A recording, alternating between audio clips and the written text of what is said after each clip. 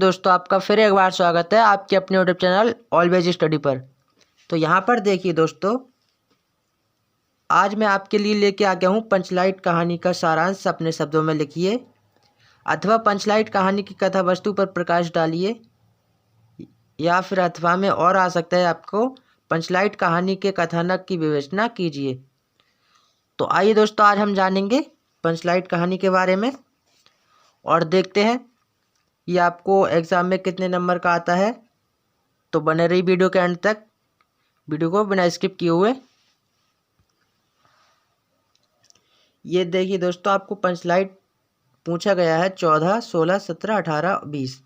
और यहाँ पर दोस्तों जो आपको बहादुर कहानी है उसका पूछा गया है 2014, 16, 17, 18, 19, 20। और ये 5, 10, 20, 17 और 19 ये आपको पूछा गया है। तो आप लोगों के लिए ये दोनों ही इम्पोर्टेंट हैं। तो आज हम करेंगे इसको पंचलाइट कहानी को, और नेक्स्ट वीडियो में हम करते हैं बहादुर कहानी को। तो देखते हैं पंचलाइट। पंचलाइट श्री ईश्वरनाथ रेणु द्वारा रचित एक आंचलिक कहानी है जिसमें रेणु जी ने ग्रामीण परिवेश के साथ साथ आंचलिक परिवेश को अत्यंत सुंदरता के साथ उभारा है। यानी जो हमारे परिवेश है ग्रामवासियों के लिए, उसमें आपको बताया है कितने सुंदरता से उसको बताया है। पंचलाइट कहानी की कथा वस्तु ग्राम्य परिवेश से ग्रहण की गई है। यानी जो हमारी कहानी है वो ग्रामीण गांव के क्षेत्र से ली गई है। इस कहानी की कथा वस्तु में उन्होंने पेट्रोमैक्स, जिसे गांव वाले पंचलाइट या पंचलेट कहते हैं।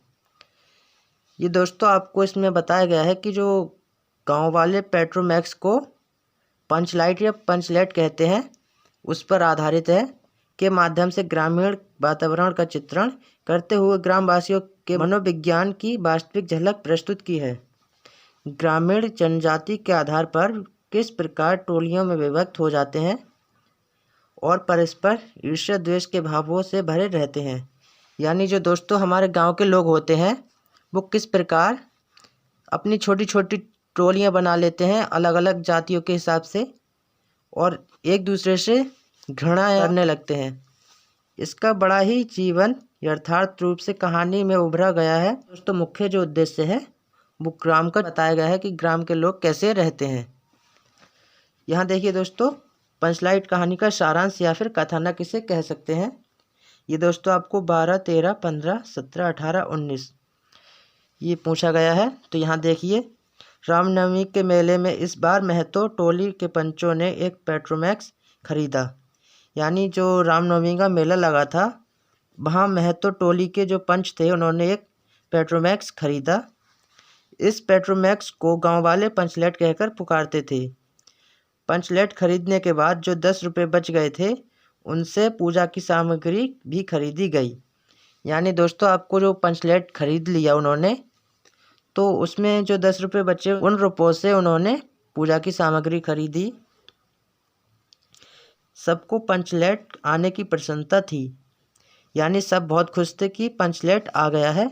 इस खुशी में कीर्तन का आयोजन किया गया। थोड़ी देर में टोली के सभी लोग पंचलेट देखने के लिए एकत्र हो गए, लेकिन प्रश्न यह पैदा हुआ कि पंचलेट को जलाएगा कौन। उन्होंने जो पंचलेट खरीदा था वहाँ उस भीड़ इकट्ठी हो गई बहुत सारी उसे देखने के लिए, लेकिन किसी को भी पंचलेट जलाना नहीं आता था। सवाल यहाँ पर यह खड़ा होता है, खरीदने से पहले ही किसी के दिमाग में यह बात नहीं आई थी। यह निर्णय हुआ कि दूसरी पंचायत के आदमी की मदद से पंचलेट नहीं जलाया जाएगा, चाहे वे बिना जले ही पड़ा रहे। जिन पंचों ने पंचलेट खरीदा उनके दिमाग में पहले ये बात नहीं आई थी कि पंचलेट को कौन जलाएगा। और यहाँ पर इस बात का भी निर्णय लिया गया कि दूसरी पंचायत की सहायता से ये पंचलेट नहीं जलेगा, चाहे ये बिना जले ही क्यों न पड़ा रहे। आगे देखिए, आज किसी ने अपने घर में ढिबरी या डिबिया भी नहीं जलाई थी। यानी दोस्तों आज तक किसी ने अपने घर में डिबिया जो गांव में जलाते हैं प्रकाश करने के लिए, किसी ने वो भी नहीं जलाई थी। तो पंचलेट के ना जलने से पंचों के चेहरे उतर गए।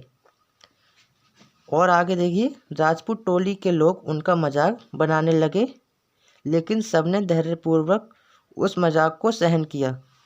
यानी दोस्तों जो उच्च वर्ग के लोग होते हैं, राजपूत टोली के लोग, उन्होंने उनका मजाक बनाना शुरू कर दिया। लेकिन उन्होंने सबका जो मजाक था वो सहन किया। और आगे देखिए, वहीं पर गुलरी काकी की बेटी मुनरी बैठी थी। वह जानती थी गोधन पंचलेट जलाना जानता है, लेकिन पंचायत ने गोधन का हुक्का पानी बंद कर रखा था। यानी दोस्तों, जो हमारी गुलरी काकी थी उनकी बेटी मुनरी भी वहाँ बैठी थी। तो वह जानती थी कि गोधन पंचलेट जलाना जानता है, लेकिन वह बता न सकी किसी को। और लोगों ने, जो पंचों के लोग थे, उन्होंने उसका हुक्का पानी भी बंद कर रखा था। जो मुनरी थी वो गोधन से प्रेम करती थी। उसने अपनी बात अपनी सहेली कनेली को बताई। यानी दोस्तों, जो मुनरी थी उसकी सहेली जो कनेली थी, उन्होंने कनेली को ये बात बताई। कनेली ने यह सूचना सरदार तक पहुंचा दी कि गोधन पंचलेट जलाना जानता है। तो दोस्तों, उसकी सहेली ने ये बात बता दी पंचों को। सभी पंच सोच विचार में पड़ गए कि गोधन को बुलाया जाए अथवा नहीं। अंत में उसे बुलाने का निर्णय लिया गया। दोस्तों, उसको बुलाने का निर्णय कर लिया गया कि उसको बुलाया ही जाए, तभी पंचलेट जलेगा, नहीं तो नहीं जलेगा। सरदार ने छड़ीदार को भेजा, लेकिन छड़ीदार के कहने से गोधन पंचलेट जलाने के लिए नहीं आया। जब सरदार ने छड़ीदार को भेजा बुलाने के लिए, तो छड़ीदार के कहने से गोधन पंचलेट को जलाने नहीं आया। आखिर गुलरी काकी गोधन के झोपड़े में गई और उसे मनाकर ले आईं। गोधन ने पंचलेट में तेल भरा, तभी गोधन ने पूछा, स्पिरिट कहाँ है? स्पिरिट का नाम सुनकर सभी लोग उदास हो गए, लेकिन गोधन ने अपनी होशियारी से गरी के तेल की सहायता से ही पंचलेट जला दिया। यहाँ दोस्तों, जो पूजा की सामग्री खरीद ली थी उन्होंने, 10 रुपये बचे थे, तो और उनके पास रुपए नहीं बचे थे, तो उन्होंने कुछ और सामान नहीं खरीदा। तो यहाँ पर दोस्तों, पंचलेट जलाने के लिए उन्होंने स्पिरिट का इस्तेमाल करने के लिए पूछा, जो हम स्पिरिट यानी माचिस कह सकते हैं, तो वो नहीं थी। उसके बाद उसने गरी के तेल की सहायता से पंचलेट को जला दिया। पंचलेट के जलने पर सभी लोगों में प्रसन्नता की लहर दौड़ आई। लोगों के दिल को मैल दूर हो गया। यानी जो लोग उदास थे वह खुशी के मारे झूम उठे। कीर्तनिया लोगों ने एक स्वर में महावीर स्वामी की जय ध्वनि की कीर्तन शुरू हो गया। गोधन ने सबका दिल जीत लिया। यानी जब दोस्तों गोधन ने ये पंचलेट जला दिए, तो वह सबके लिए बहुत ही खुशी की बात थी, तो वह सबका प्रिय हो गया। मुनरी ने हसरत भरी निगाहों से गोधन की ओर देखा। जो दोस्तों मुनरी गोधन से प्रेम करती थी, उसने उसको देखा। सरदार ने गोधन को बहुत प्यार से अपने पास बुलाकर कहा, तुमने जाति की इज्जत रखी, तुम्हारा 7 खून माफ, खूब गाओ सलीमा का गाना। यानी दोस्तों, जो सरदार था उनने उसका 7 खून माफ़ कर दिया और खूब गाओ सलीमा का गाना ये भी कहा। अंत में गुलरी काकी ने गोधन को रात के खाने पर निमंत्रित किया।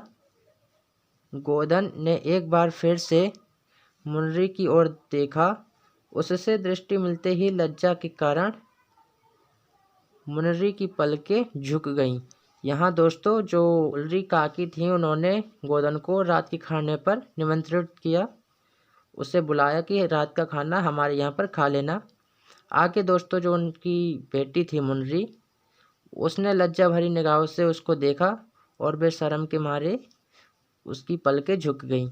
तो ये दोस्तों आपका पंचलेट कहानी थी, और इसका सारांश भी दोस्तों आपको याद हो गया होगा। तो दोस्तों, आई होप आपको वीडियो पसंद आई होगी, और वीडियो को लाइक कीजिए, अपने सभी दोस्तों में शेयर कीजिए। तो मिलते हैं आपसे ऐसी नई वीडियो के साथ, तब तक के लिए जय हिंद।